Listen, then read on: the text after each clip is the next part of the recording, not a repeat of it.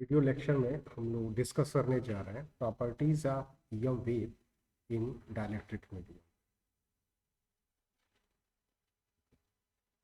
तो सबसे पहले हम लोग मैक्सवेल्स ईएम इक्वेशंस को लिखेंगे डाइलेक्ट्रिक मीडियम में, जो कि हम लोग इसके पहले के वीडियो में टोटली देख चुके हैं। तो पहले फटाफट हम लोग लिखते हैं मैक्सवेल्स इक्वेशंस इन डाइलेक्ट्रिक मीडियम में। तो पहला इक्वेशन क्या है? Divergence of E, this is zero. divergence of H, this is 0. Question number 2, curl of E, this is minus of mu dH by dt. Curl of H, this is epsilon dE by dt. So this is equation number 3 and this is equation number 4. तो equation 1 से 4 Maxwell's equations dielectric medium में represent किए जा रहे हैं। यहाँ पर कुछ प्रॉपर्टीज़ है जो डाइलेक्ट्रिक मीडियम की प्रॉपर्टीज़ है, उसको हम आपको दिखा दे रहे हैं। तो रो की वैल्यू 0 है, जे की वैल्यू 0 है, सिग्मा की वैल्यू 0 है, इप्साइलन की value epsilon 0 into epsilon R है, और यहाँ पर इप्साइलन आर की वैल्यू 1 के बराबर नहीं है, 1 से बड़ा है। ऐसे ही म्यू की वैल्यू म्यू 0 है, म्यू आर है, और mu R not equal to 1। So these are the characteristics of isotropic non-conducting dielectric medium, and in this medium we have to find properties of EM wave. तो सबसे पहले हम लोग impedance की बात करते हैं कि इम्पिडेंस कितना होगा डाइलेक्ट्रिक मीडियम में। तो इम्पिडेंस को फाइंड आउट करने के लिए हमें क्या करना पड़ेगा कि सबसे पहले इस चारों मैक्सवेल इक्वेशन को एल्जेब्रिक फॉर्म में लिखना होगा, है ना। तो एल्जेब्रिक फॉर्म क्या होगा? तो the algebraic form of Maxwell's equation in non-conducting isotropic dielectric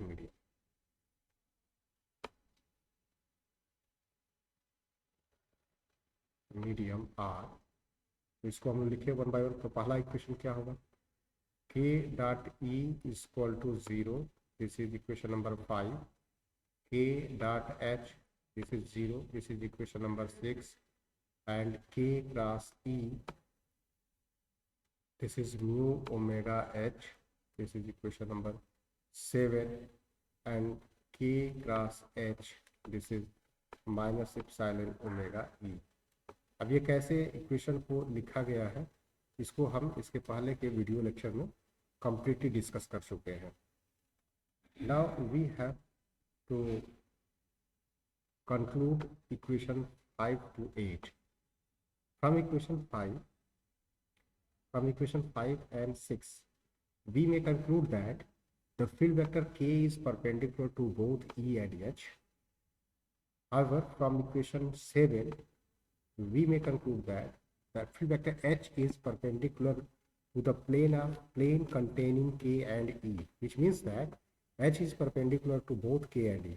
So, using equation 5 to 7, we can finally conclude the field vector E, H and K are mutually perpendicular to each other. इस बात को हम लोग लिख लें यहाँ पर। तो from equation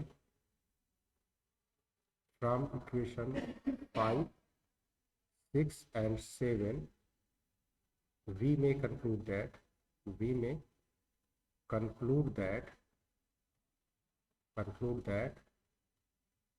field vector E, H and K are mutually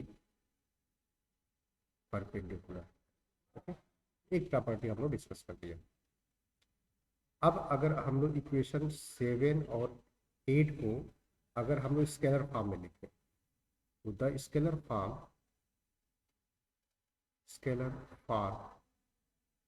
of equation 7 and 8 are. तो स्केलर फॉर्म क्या हो जाएगा? तो मतलब हमें इसके डायरेक्शन से कोई मतलब नहीं है, केवल हम इसके मैग्नीट्यूड से मतलब रखेंगे। तो K H is equal to epsilon omega E. मैंने बताया क्या, हम लोग यहाँ पर डायरेक्शन से कोई मतलब नहीं रख रहे हैं, मैग्नीट्यूड से कोई मतलब रखना है। तो जो इक्वेशन 8 में माइनस साइन था, जो कि 10 में अपीयर होना चाहिए था, उसको हमने लेफ्ट कर दिया। तो अब इस इक्वेशन 9 और 10 को हम लोग रीअरेंज करें और आपस में डिवाइड कर दें। तो के ई अपान के E upon K H is what mu omega H by epsilon omega E. From here we may conclude that E by H, तो हम लोग मैग्नीट्यूड ले रहे हैं तो इसी को हम माड से दिखा दे रहे हैं सीधे। तो ये हो गया mu by epsilon, this is mu by epsilon. Next, अब अगर ई बाई एच के डायमेंशन को देखा जाए तो ई बाई एच का जो वैल्यू होगा वो under root mu by epsilon, और इसका जो डायमेंशन होगा वह डायमेंशन होगा ओम का डायमेंशन, रेजिस्टेंस का डायमेंशन। तो इसलिए इसको हम लोग क्या करते हैं, इम्पिडेंस कहते हैं। तो ये क्या हो गया हमारा वेव इम्पिडेंस। तो so here ZM is wave impedance, और इसका डायमेंशन रेजिस्टेंस का डायमेंशन ओम होगा। Now ZM is equal to क्या है आपके पास, म्यू बाई एप्सिलॉन। इसको अभी और क्या लिख सकते हो, mu zero into mu R by epsilon zero into epsilon R. Since you know that Z0 means impedance in free space, this is mu 0 epsilon 0, and this is equal to 120 pi ohm or 377 ohm approximately. So you can write impedance in dielectric medium, wave impedance in dielectric medium is equal to Z0 under root mu r by epsilon r। तो एक result हमारे पास ये conclude हो गया। या इसी को आप लिख सकते हो, इसी चीज़ को आप लिख सकते हो again, Z M is equal to 120 pi under root mu R by epsilon R. यह भी आप बता सकते हो, दोनों सेम। ये कितना ओम, यह भी ओम में, इसका यूनिट हो गया। तो इस तरह से हम लोग ने isotropic non conducting dielectric medium में हम लोगों ने इम्पिडेंस को फाइंड आउट कर लिया। नेक्स्ट हमें क्या फाइंड आउट करना है, तो नेक्स्ट हम लोग एनर्जी डेंसिटी की बात करना चाहते हैं। तो एनर्जी डेंसिटी के लिए थोड़ा डिस्कस कर लिया जाए। तो the electrostatic energy density, the electrostatic energy density, electrostatic energy density in isotropic non-conducting dielectric medium, this is 1/2 epsilon E square. Similarly, the magnetostatic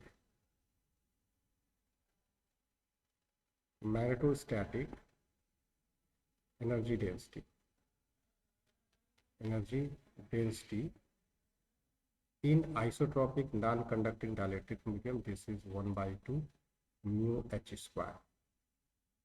तो हम लोग अभी इक्वेशन 10 तक की बात कर लिए। This is equation number 11, this is equation number 12। Okay, so from equation 11 and 12 we may have ue upon um, this is what 1/2 epsilon E square upon 1/2 mu h square, and this is equal to epsilon by mu and E by h square. So ue upon um is what, epsilon by mu, and E square by E by h का whole square, this is also equal to mu by epsilon. Since you know that mod of E by h square is equal to mu by epsilon, so you have finally ue is equal to um। इसका मतलब क्या होता है, इसका मतलब यह है 10 in isotropic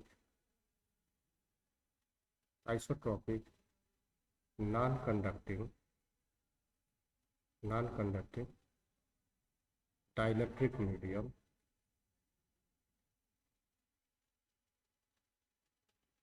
the electrostatic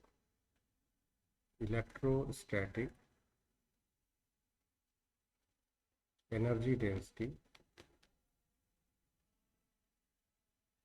is equal to magnetostatic energy density. Magnetostatic energy density. Okay, तो दिस इज द कंक्लूजन. तो मतलब अभी तक हम लोगों ने क्या क्या डिस्कस किया, ड्रा किया. अभी तक हमने डिस्कस किया wave impedance in isotropic non conductive dielectric medium, and then हम लोग फाइंड किए कि electrostatic energy density magnetostatic energy density के बराबर होता है. Now the total energy density, the total energy density in isotropic non-conducting dielectric medium, U is the sum of electrostatic energy density and magnetostatic energy density in non-conducting isotropic dielectric medium. Since you know that U is equal to Un, so this imply that total energy density होगा twice of UE or twice of Um. तो इस equation को आप इस प्रकार से भी लिख सकते थे कि U is equal to epsilon E square and R mu H square. Now the average of, तो इसका मतलब क्या हुआ कि total energy density isotropic non conducting dielectric medium में, total energy density isotropic non conducting dielectric medium में electrostatic energy density अथवा magnetostatic energy density का ट्वाइस होता है, 2 गुना होता है. ठीक है. अब अगर हम इस टोटल एनर्जी डेंसिटी को हम लोग एवरेज लें, तो एवरेज को लिखने के लिए क्या करना पड़ेगा, तो average of total energy density in isotropic non conductive dielectric medium, this is equal to this. अब इसको हम लोग क्या लिख सकते हैं, इसको हम लोग एप्सिलॉन को बाहर कर सकते हैं और ई स्क्वायर. यहाँ पर ई क्या है, ई के लिए हम बता सकते हैं कि दिस इज एप्सिलॉन, और इलेक्ट्रिक फील्ड इंटेंसिटी के स्क्वायर का एवरेज ये हमें निकालना है. और जब एवरेजिंग करेंगे तो इसकी वैल्यू कितना आएगा, तो एप्सिलॉन, और इसमें हम लोग केवल real part of electrostatic field लेंगे, तो वो क्या हो जाएगा ई जीरो कास ऑफ के dot are minus of omega T. तो इसका भी स्क्वायर हो जाएगा, इसका भी स्क्वायर हो जाएगा, और देन इसका एवरेज. तो दिस में भी written as epsilon E zero square. ये तो ई जीरो कांस्टेंट है, इसका एवरेज भी करेंगे तो वही वैल्यू रहेगा, तो ये बाहर आ जाएगा. ठीक है. और अब हमें कास square K dot are minus omega T का हमें एवरेज लेना है, जो कि 1/2 होगा, ऐसा मैंने पहले बताया है आप लोग को. तो ई जीरो स्क्वायर बाई 2 तो लिख लेंगे आप, since average of cos square K dot R minus omega t, this is equal to 1/2. So also we know that what E0 upon under root 2 is equal to ERMS है ना. तो हम लोग इसको लिख लेते हैं. तो यहाँ से अब हम लोग क्या बता सकते हैं,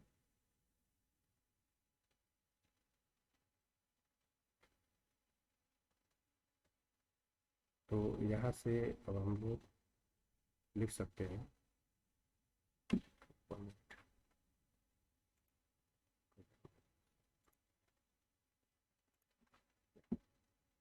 तो यहाँ से क्या बता सकते हो कि average of total energy density is equal to epsilon E R M S square.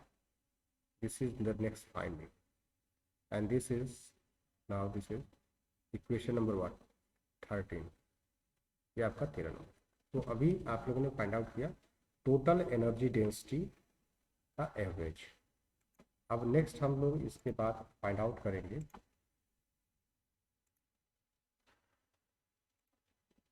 Poynting vector को, और isotropic non conducting dielectric medium में पॉइंटिंग वेक्टर क्या होगा और उसका एवरेज.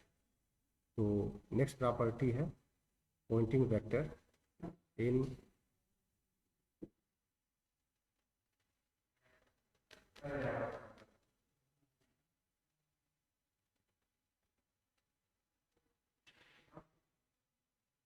pointing vector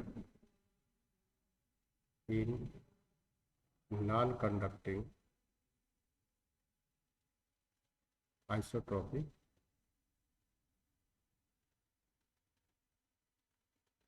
dielectric। हमें नेक्स्ट इसको फाइंड आउट करना। तो the pointing vector is defined as S is equal to E cross H। ये इक्वेशन नंबर 14। और हम लोग ने इसको पहले भी डिफाइन किया। पॉइंटिंग वेक्टर क्या होता है?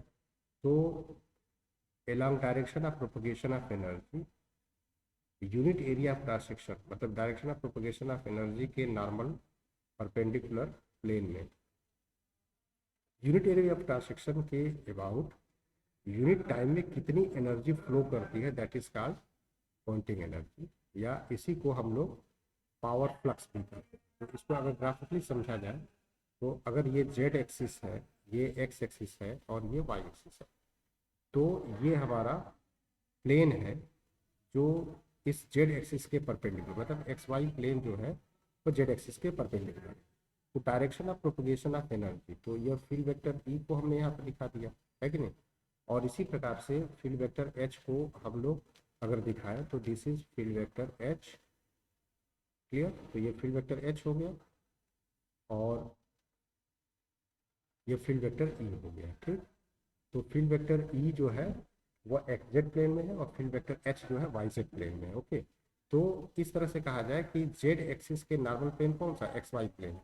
तो इस एक्स वाई प्लेन के unit area of cross section के अबाउट यूनिट टाइम में कितनी एनर्जी फ्लो कर रही है, that is measured by pointing vector S. Okay, now this is the definition of S. तो अब हम लोग क्या कर सकते हैं? Here we have vector H is what? This is nothing but के क्रॉस ई अपॉन म्यू ओमेगा। ये हम लोग इक्वेशन नंबर 7 से इसको ड्रा कर सकते हैं, इसको इक्वेशन 7 से ड्रा कर सकते हैं।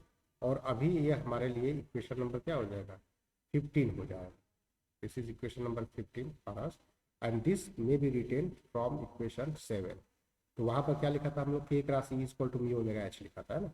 तो हम लोग वहाँ से अपने लिए इसको बना दें। ठीक है, अब दिस इम्प्लाइड, अब एस को वैल्यू को हम लोग क्या लिखते हैं? वेक्टर एस को लिख सकते हैं हम लोग E cross k cross E upon mu omega. Okay, तो इसको अब थोड़ा जनरलाइज करिए। Sorry, S vector is equal to what? तो E dot E vector k minus E dot k vector E. Okay, and this whole thing is divided by mu omega। अब याद करिए, Maxwell equation में हम लोग algebraic form में initially में लिखे थे, स्टार्टिंग में लिखे थे। तो वहाँ बताए थे के डॉट ई, क्वेश्चन नंबर 4 में बताया था हम लोग 5 में, के डॉट ई इक्वल टू 0। तो के डॉट ई की 0 हो गया तो ये पार्ट खत्म। तो आपके पास क्या आ गया? वेक्टर एस की जो वैल्यू आया, तो vector S is what? E square vector के अपान म्यू ओमेगा। ठीक है, तो इसका मतलब देखो यहाँ पर क्या होता है कि पॉइंटिंग वेक्टर की डायरेक्शन होती है डायरेक्शन ऑफ एनर्जी के अलावा, के वेक्टर के अलावा। तो let this K vector is nothing K eta cap. Here eta cap is the unit vector along propagation of energy, unit vector along propagation of energy. तो इस तरह से अगर लिखा जाए तो वेक्टर एस को क्या लिख सकते हो आप? तो E square by mu omega and K eta cap.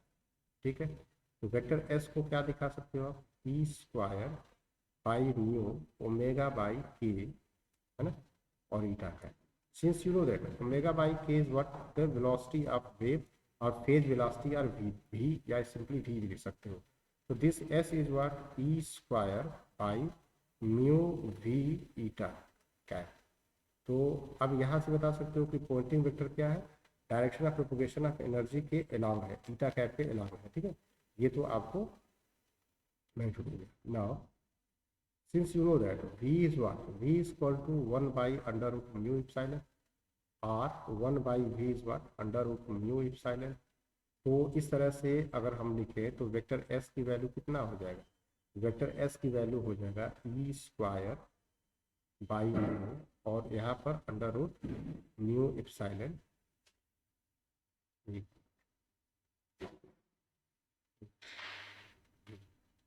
v की वैल्यू किया तो 1/v की वैल्यू कितना हो जाएगा, है ना। तो हम लोग इसको इस तरह से न लिख करके एक काम कर सकते हैं, या ठीक है ऐसे भी लिखिए, और यहाँ पर ईटा का, तो यहाँ पर क्या कर सकते हैं कि ये ई स्क्वायर हो गया और अंडर रूट यहाँ पर हो गया epsilon by mu, okay, and this is eta का, this is the vector S. अब इस वेक्टर एस को और रिजॉल्व कर सकते हैं और सॉल्व कर सकते हैं। तो हमने क्या किया कि एप्सिलॉन से ऊपर मल्टीप्लाई कर दिया, तो एप्सिलॉन से मल्टीप्लाई करेंगे, है ना। एप्सिलॉन से अगर ऊपर हम मल्टीप्लाई कर दें तो ये क्या हो जाएगा, epsilon E square eta cap, ठीक है, और रूट के अंदर रूट एप्सिलॉन से मल्टीप्लाई किए हैं तो रूट म्यू एप्सिलॉन, और 1/म्यू एप्सिलॉन को भी लिख सकते हो, तो this may be finally written as v epsilon E square eta. ये आपके एग्जाम में ये पूछा गया है इसको ड्राइव करने के लिए कि isotropic non conducting dielectric medium में पॉइंटिंग वेक्टर की जो वैल्यू होती है that is equal to v epsilon E square eta cap, और इसको प्रूफ करने के लिए पूछा गया है ना। तो हम लोगों ने इसको लिख लिया। अब अगर हमें इसका एवरेज निकालना, 10 for average of Poynting vector, तो इसके एवरेज को लिखेंगे तो अब वेक्टर नोटेशन को छोड़ देते हैं हम लोग, तो क्या लिखेंगे v epsilon E square, okay, तो v को बाहर कर दिया, एप्सिलॉन को हमने कर दिया, इधर हो गया ई स्क्वायर। अभी ई स्क्वायर को हमने टोटल एनर्जी डेंसिटी के टर्म में हमने इसको डिराइव किया है, इसको निकाला, तो ये क्या हो जाएगा v epsilon E R M S square, यही ना, तो एस, तो this is also a conclusion. यह हमारे पास एवरेज ऑफ पॉइंटिंग वेक्टर हो गया, ठीक है। अब हम लोग क्या करने जा रहे हैं कि ये हमारे पास एवरेज ऑफ पॉइंटिंग वेक्टर हो गया, अब इसको हम लोग टोटल एनर्जी डेंसिटी से कंपेयर करते हैं। एग्जाम में भी पूछा गया है कि टोटल एनर्जी डेंसिटी और मतलब पॉइंटिंग वेक्टर के एवरेज और टोटल एनर्जी डेंसिटी का रेशियो आप प्रूफ करके दिखाइए। तो since we know that the average of total energy density is equal to epsilon E RMS square is like that 10।